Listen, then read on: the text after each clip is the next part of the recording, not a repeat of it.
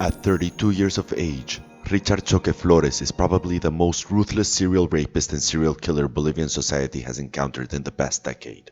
Richard was born into a lower-class indigenous family in the city of El Alto in Bolivia. El Alto is one of the quickest growing cities with some of the poorest population. His life began quiet uneventfully until 2003, when at the age of 7, his father, a police officer, lost his life during the clashes between the government forces supporting the Bolivian ex-president Gonzalo Sánchez de Lozada and the groups that overthrew him. Doña Elizabeth Flores, Richard's mother, and his sister Ellie were left behind to fend for themselves. It was at that point that Richard's personality changed. The only positive thing that came for Richard after losing his father was that due to that loss, the government gave the family a grant which allowed them to purchase a second vacant lot in the city of El Alto, where they had plans to build a new home if the family grew.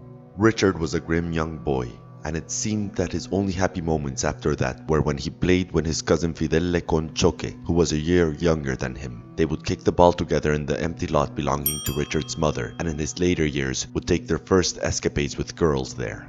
Finishing high school at 17, Richard began his compulsory military service and tried joining the military officers' school. However, he was quickly discharged for unknown reasons. After that, and during his early 20s, Richard did not attend any higher education or technical training, and he never seemed to have a real job, but his pockets were never empty. He also seemed to always be busy and regularly travel between El Alto, Cochabamba, and Santa Cruz. However, it wasn't all business for this man, since he was a well-known and avid customer of different brothels in each city once night fell.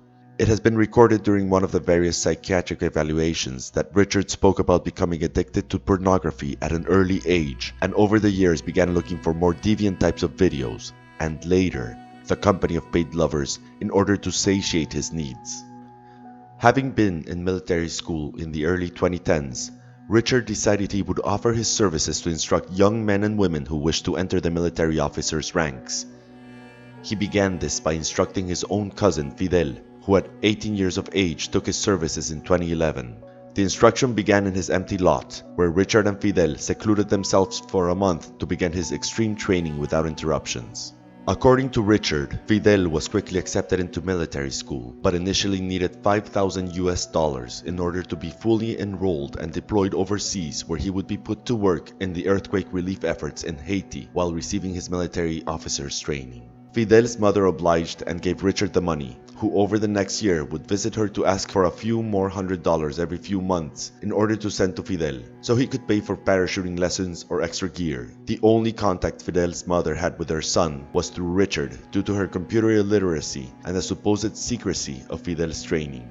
2 years of this relation passed until one day, Richard told his own aunt that Fidel had disappeared in a parachuting exercise. Fidel's mother was heartbroken and demanded proof of this. Doña Elizabeth, Richard's mother, would get violently upset whenever she brought up the subject. Little is known of any other people that Richard was involved with during this time until 2013, when Blanca Ruby Limachi Sirpa came into the picture. At 20 years of age, she was a second-year student at the Public University of El Alto, where she studied law. It was on Wednesday, the 20th of November of 2013, at around 1 p.m., that Blanca supposedly left for classes at the university, only to never be seen again. The next day, Blanca's mother started receiving messages from her daughter's cell phone. In these messages, she was assured that Blanca was okay, but that she had to round up $20,000 for her ransom, and that she better not inform the police for her own daughter's safety. However, Blanca's mother had no way of putting together that kind of money, and decided to inform the police of her daughter's abduction. The Bolivian police force immediately began their investigations, and a sting operation was set up to capture Blanca's abductor. The sting operation went without a hitch,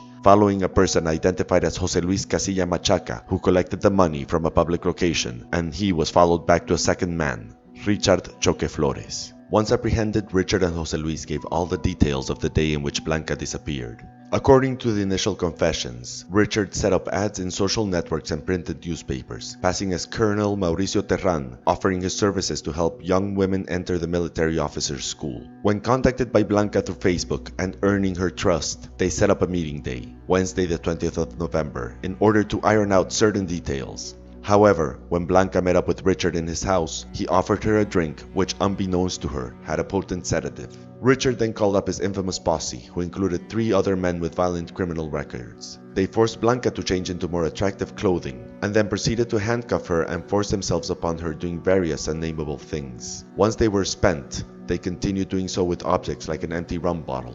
This, of course, left Blanca severely injured, both internally and externally, and in need of urgent medical assistance. Unfortunately, she would not receive the help she needed, and in lieu of that, her torture continued. This group of men, led by Richard, proceeded to repeatedly hit her, choke her with their bare hands, and finally suffocate her with a rope and noose. Blanca's body lay convulsing in Richard's house, so then these depraved men decided to put her into a burlap bag and bury her in the septic pit some 10 meters away from the room where they had carried out their actions. But even knowing that she had no chance of survival, they proceeded to sever her head from her torso before putting her into the burlap bag.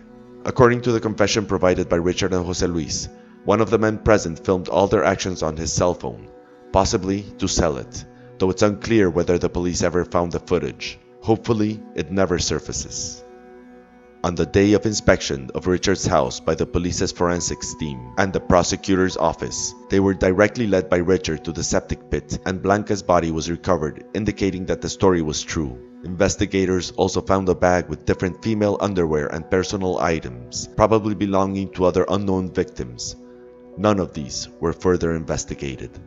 On his precautionary hearing date, Richard pleaded in between tears and on his knees towards the mother, saying, "First of all, I would like to apologize to Blanca's family. This didn't have to go down like that. I did not think about the situation. We only had to ask for the money, according to my friends. I didn't know how to act. I'm sorry. If it would have been in my hands, this wouldn't have happened." To this, Blanca's mother stoically, but with visible pain, answered, "You are both conscious. Ask forgiveness from God, since I am nobody." When given his turn to speak, the other culprit, Jose Luis, said, "I'm just a person who works for his siblings, and I didn't know about everything my friend did. I have known him since we were kids, and I don't believe he has done this. I am innocent." Neither Richard nor Jose Luis gave up the identities of the other people involved. And to make things more difficult, Richard presented a letter to the judge at the beginning of his trial in 2013, stating he met Blanca through a Facebook ad where she offered up her services as a paid escort. The incongruency allowed the accused lawyers to begin a judicial confrontation, bringing the case to a standstill, even with all the evidence to convict Choque and his initial confession to the murder. The media soon lost interest and coverage stopped, allowing a backed up and corrupt justice system to keep the process on the back burner for 2 years. Richard and Jose Luis finally stuck to an abbreviated trial in the year 2015, which is odd because according to Bolivian legislation, an abbreviated trial is only available to people who accept all accusations which are brought against them and therefore should expedite the culprit's sentencing, almost like a plea bargain. On the day of the trial, the judge, Enrique Morales, resolved to give Jose Luis prison time of 15 to 30 years for the abduction and death of Blanca Rubi Limachi Sirpa, and Richard was given the maximum possible Bolivian sentence of 30 years without the possibility of parole, a sentence reserved for murderers of the worst kind. The investigation of this crime also led the police and prosecutors to believe that due to Richard's constant travels, the visits to the Love by the Hour businesses, and the bag full of unidentified female belongings in his house, there were more victims. But there was no real way of following these leads. On top of that, upon hearing of Richard's incarceration, Fidel's mother took her missing son's case to the authorities but was turned away. Anyway, Bolivian authorities didn't need to pursue any more crimes since, according to Bolivian law, punishments cannot be stacked one on top of the other, and in the legal system, you should only pursue the crime with the highest punishment for which you have enough evidence to prosecute the accused. Richard and Jose Luis were transferred to the maximum security prison of Chonchocoro and justice was served. Or was it? Tell me in the comments what you think. Was there justice for Blanca's rape and murder? However, as we stated at the beginning, Richard is considered a serial rapist and murderer, and one confessed crime a serial murderer and rapist doesn't make. Hit the subscribe and notifications buttons to follow us at Malice Aforethought and see the next part of the case of Richard Choque Flores.